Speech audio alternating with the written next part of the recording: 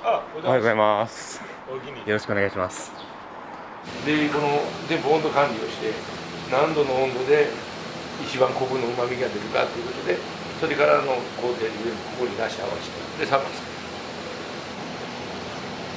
でし、お酒も全部自分のところでこうして全部これ、技術習得にとっていかに、簡単じゃないんだけど、やりやすくするっていうこともやっぱり変わってくるし、難しい仕事を難しくしてもしゃあない。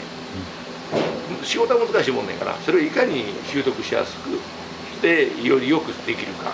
自社ブランドではないけども、お酒屋さんにその割に作ってもらって、一このタレに合うお酒を、これカツオのこういうの出しやけど、それにうまみを1個入れるために鯉の人がうなぎと鯉が名物やから、これが鯉の穴の全部ピンクにした外資のところあるし、ちょっと入れ干しあれやったら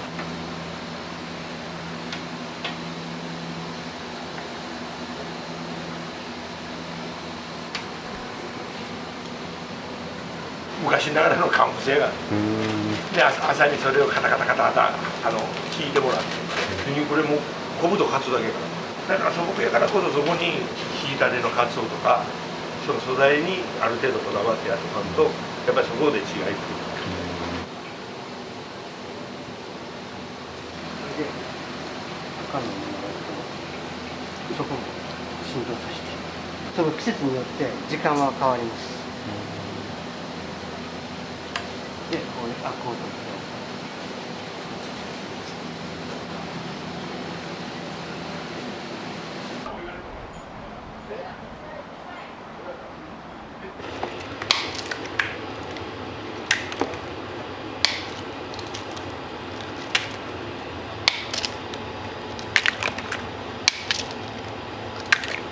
今日とりあえず600です。今日そんなにか今日そんな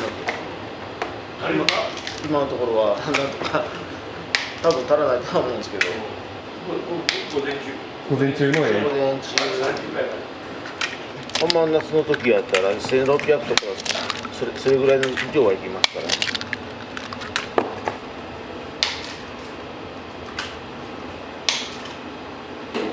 状態を見てお腹の具合とか、いやでも今の場合やったらこれやったらこれで3日かな。だからその状態によって今のさっきも言うように溶満技術によって、昔はもっとブヨブヨできたんが、ある程度締まってから来るっていう、出来上がってから来るっていうのがありましたから、それによってやっぱり変えていかんと。だからそれもそのお店の独特のやり方で、それぞれのやり方やから。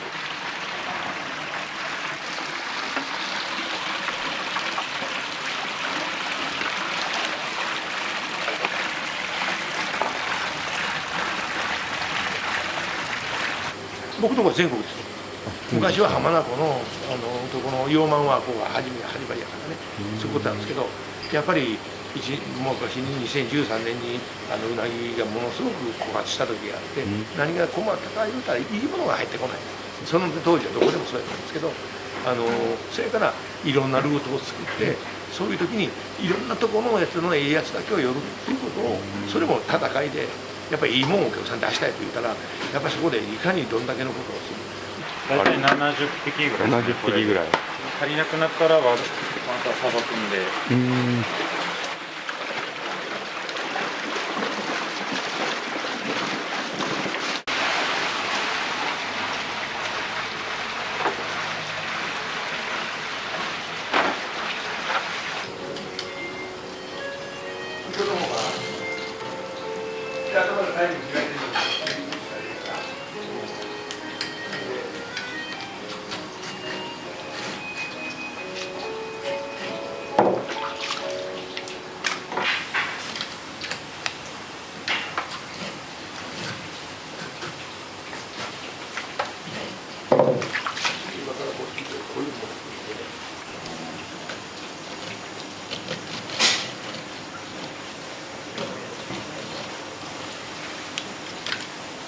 汚いところもある。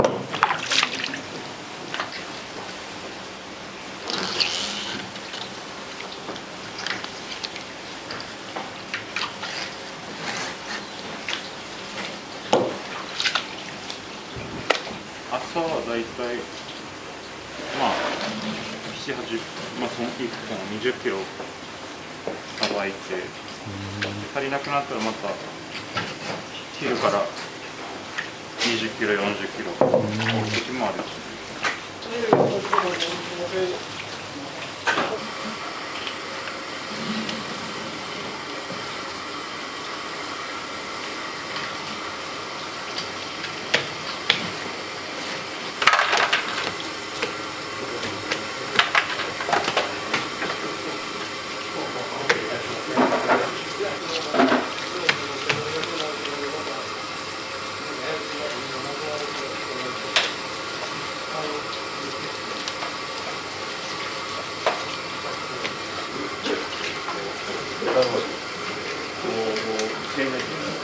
多分こういうの開き方をするのもうちとこぐらいで、人がロシアらをきれいにするために3枚おろしですね。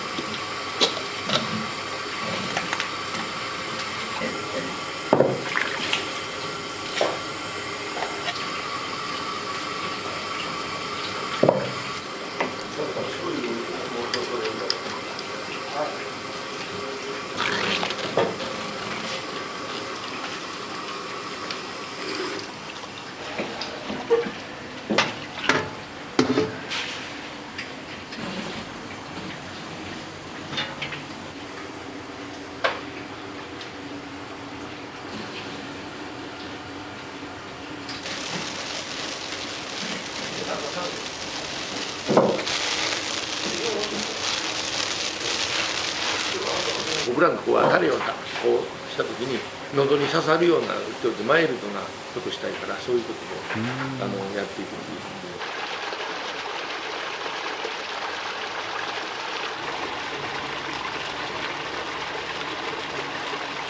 僕は1年口。まだ1年。へえ。他の内現とかんで僕は。あ、なるほど。僕20年ぐらい。長い。今何ぐらい70。1ですか。あ、ほんならその前だ。20年ほどか。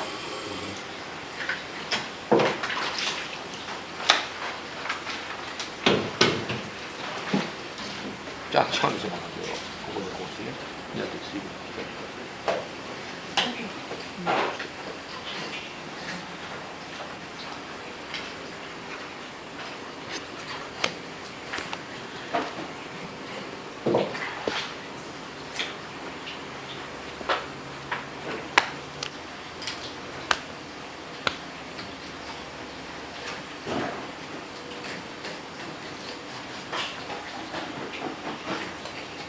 後に口に残らんようにこの下処理をちゃんとして、でその時にすぐに刺身さっとできるようにやる。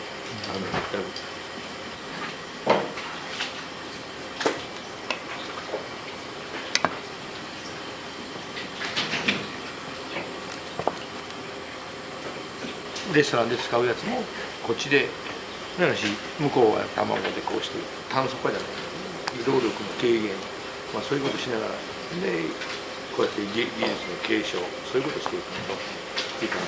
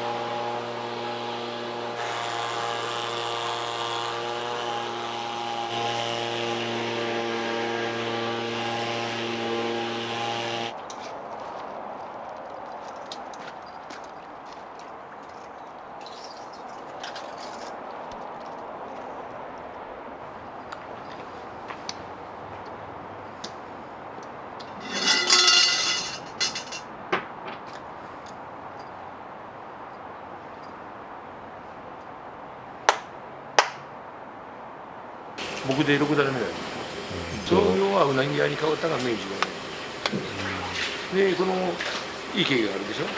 でこれが向かい側が前の旧東海道で、そこになんでこんなところにうなぎ屋あるのかっていうとね、江戸時代はこの峠の茶屋なんですよね。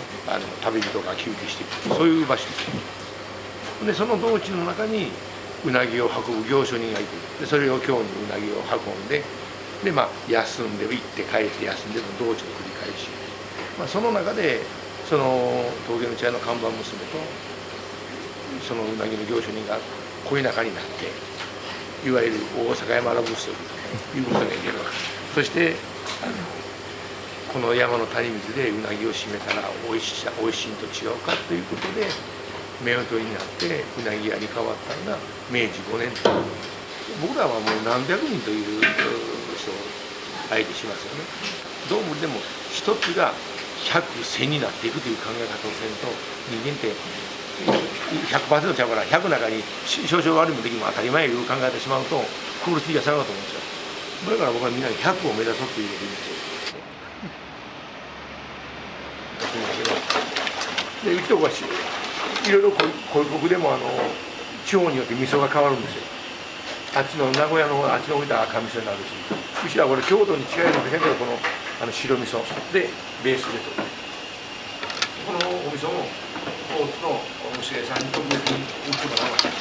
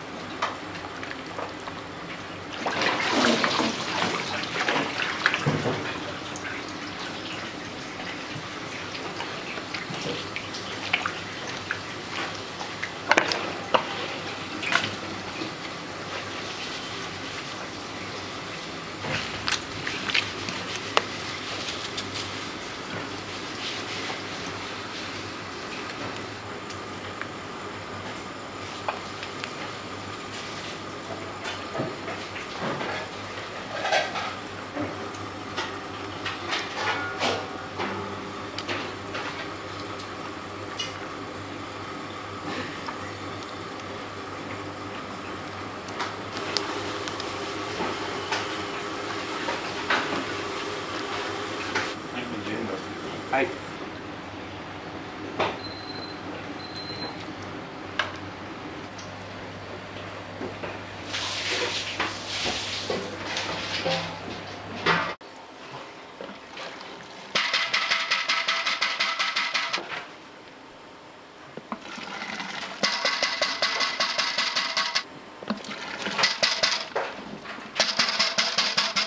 全然喉の舌触りが違います。はい。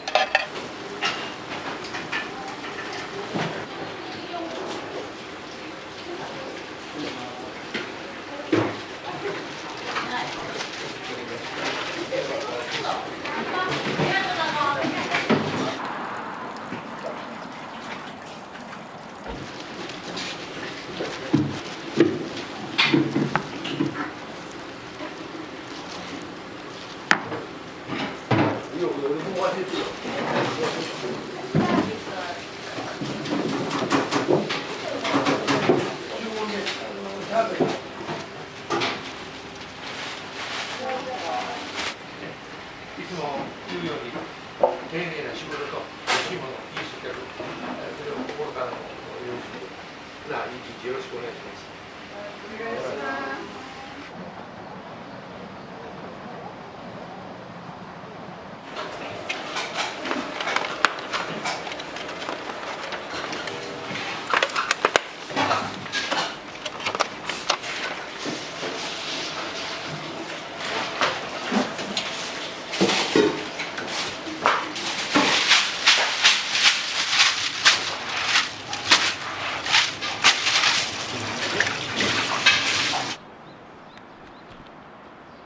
私が先月の月末で誕生日だったんで、どっちかの月にどっかでうなぎを食べるっていうのはもう何年も続いてるよな。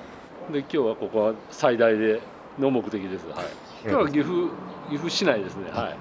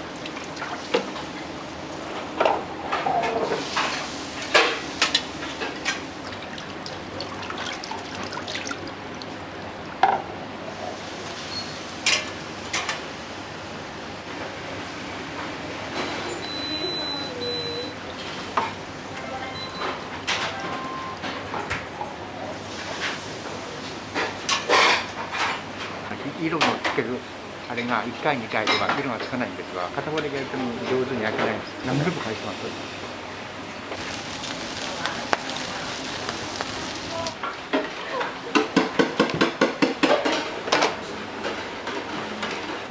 いいかい巻き出して3000回の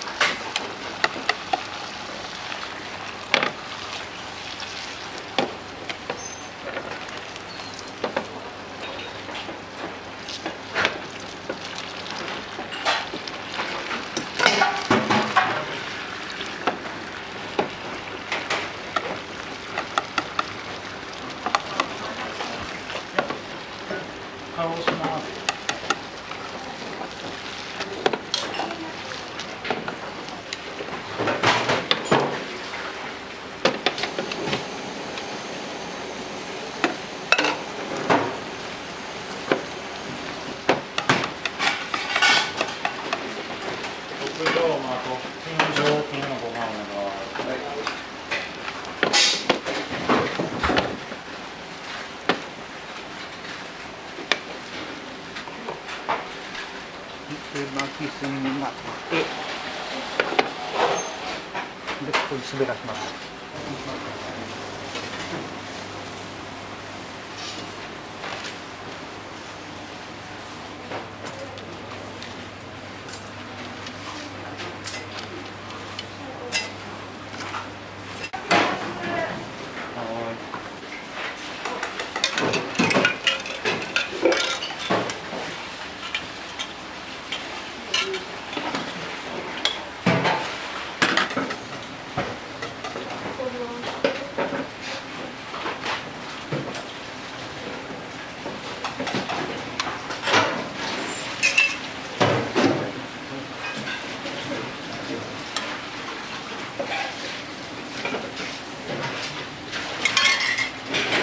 お願いします。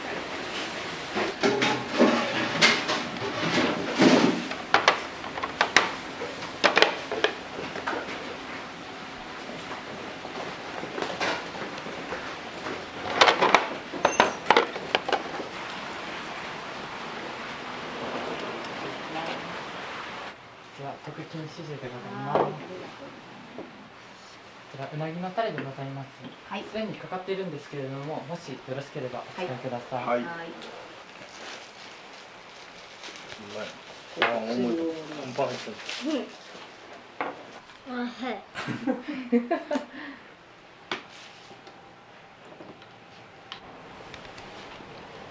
美味しいわ、ほんまに。美味しいです。ね、大盛りでもこんなんすごいもうパンパンに入ってますよ。蓋閉まってへんかったもんね。これ大盛り。そうですね。こういう離れとかがね、このね、まあ景色がねいいので。すごいもんな、このでっかさ。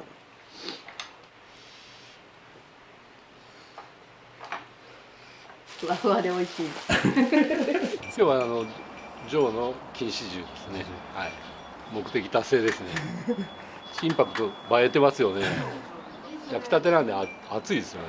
結構熱々。はい。うなぎも結構ふんわりしとって。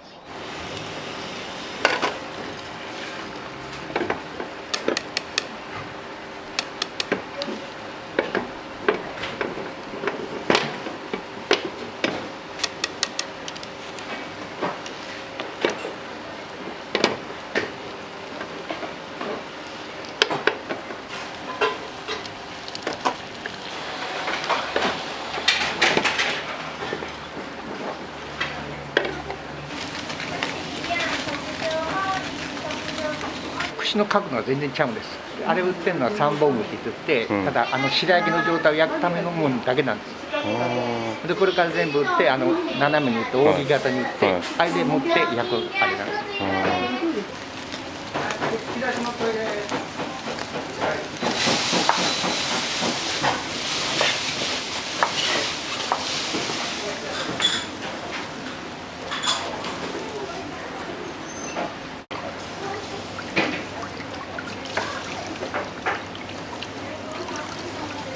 はい。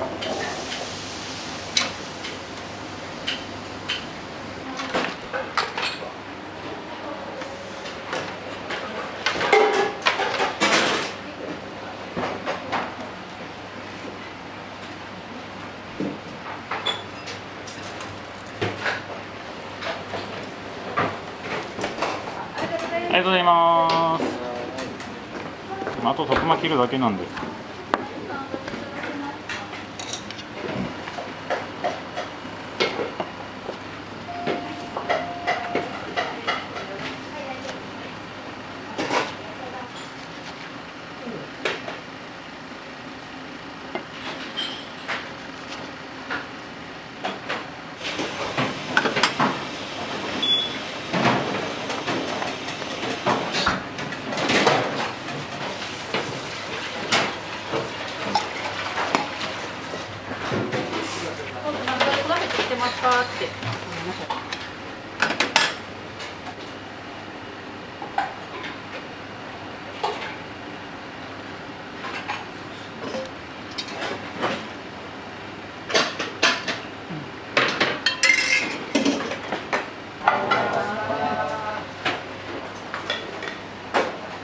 今弁当終わってであと店があれやったから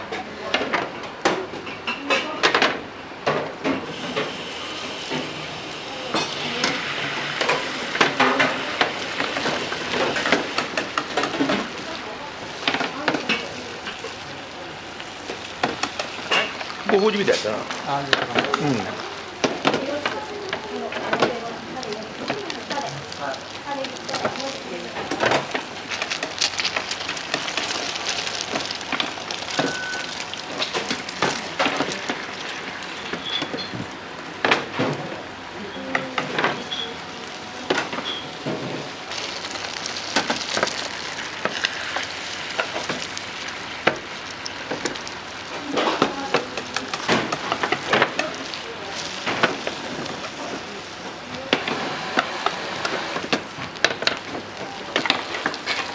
手間がかかりますね。それは薄いやろ。これでしていかんとその食べた時の食感うちとこの特徴はそう。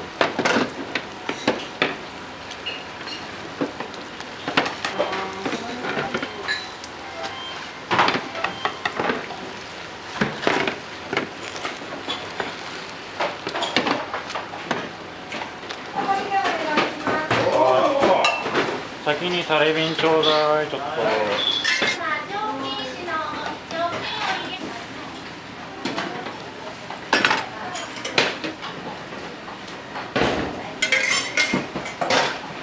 はいどうぞ。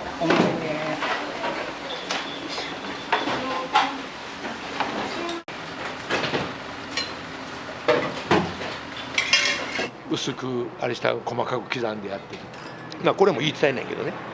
もう禁止の錦の卵って書いたやつは薄い焼いたやつを何枚も何枚も重ねて細かく切るということをやってたと。お店が繁盛してきてお客さんがまだかまだかせがないで、その時の板場さんかなんかがポンポンと来てこれでドンとのしたと。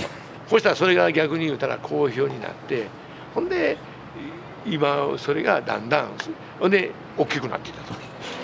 じゃあまた買っていこうか。重いね。はい。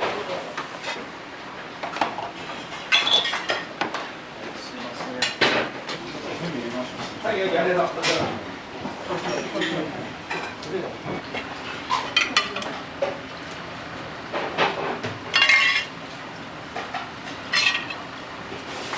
じゃあこれつまんでまだ仕事できてへんか。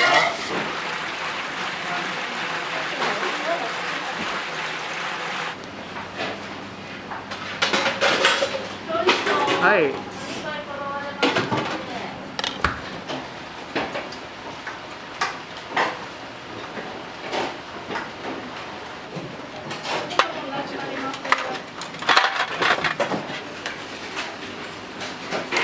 はい、暑いから気をつけてな。はい、やりましょう。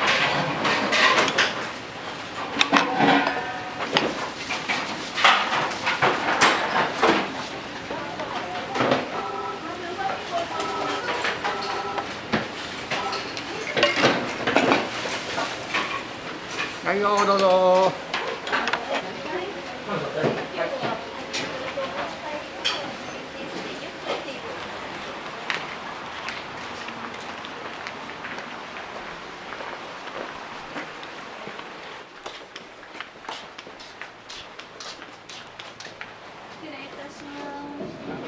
テレビで見てね、ありがと手にうございます。かなあかんな思って滋賀県に住む友達を誘って2人巻き込んでありがとうございます。はい、ようこそ。これからもよろしくはい、よろしくお願いします。よかったね。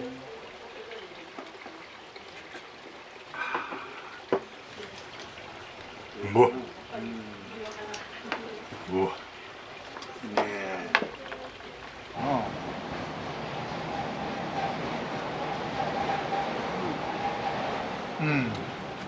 まあもうおめでたい時とかね、今日は同期の仲間がね、こう見送ったもんですからね、それでちょっと3人で集まってま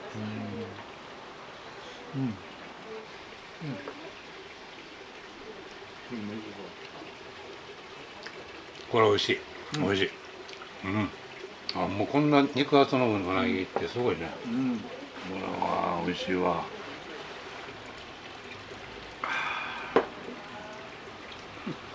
あ、卵かけも美味しい。もう横浜から来た甲斐がありました。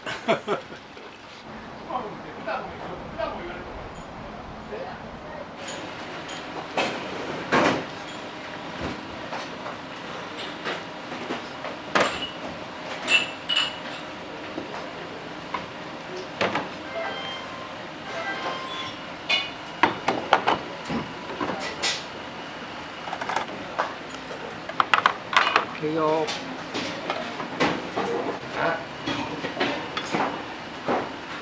ここに来たの21ぐらいですね。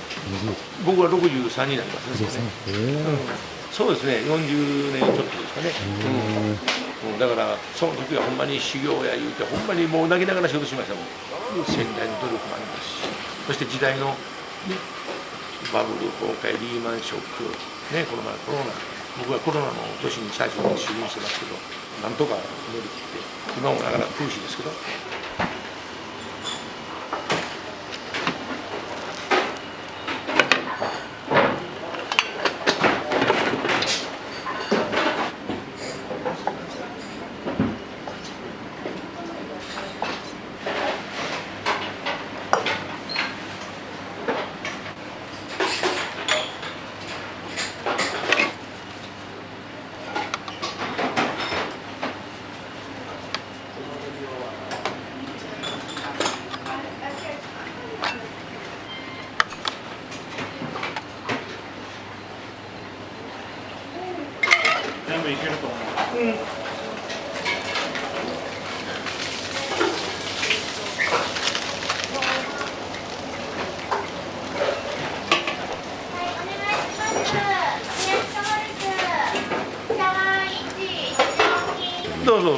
仙台まではやっぱりあの状態で誰もやりたくないですよ。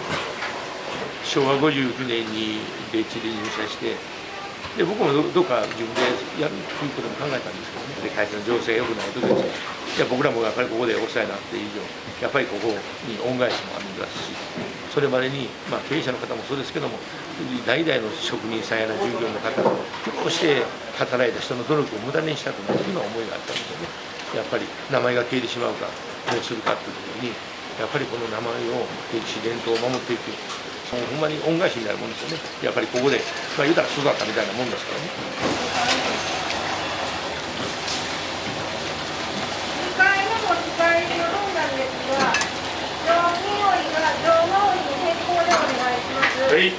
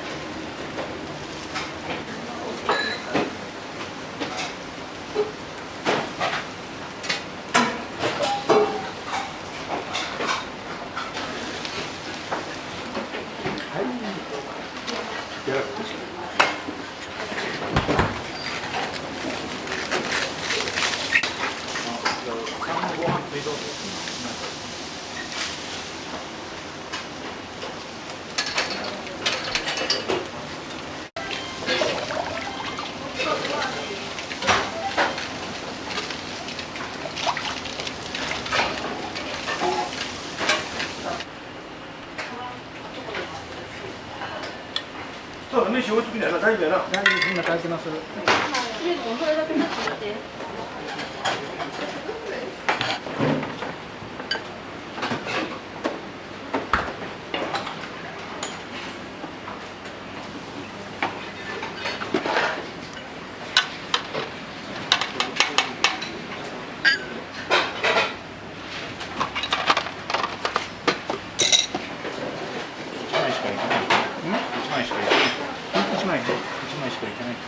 いけないいけない、と思うよ。次5分の銀車6になるから。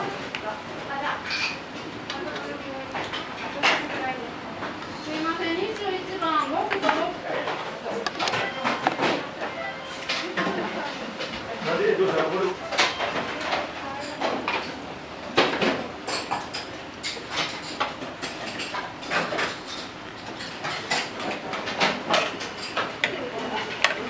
今の言うたは口いけんの3です。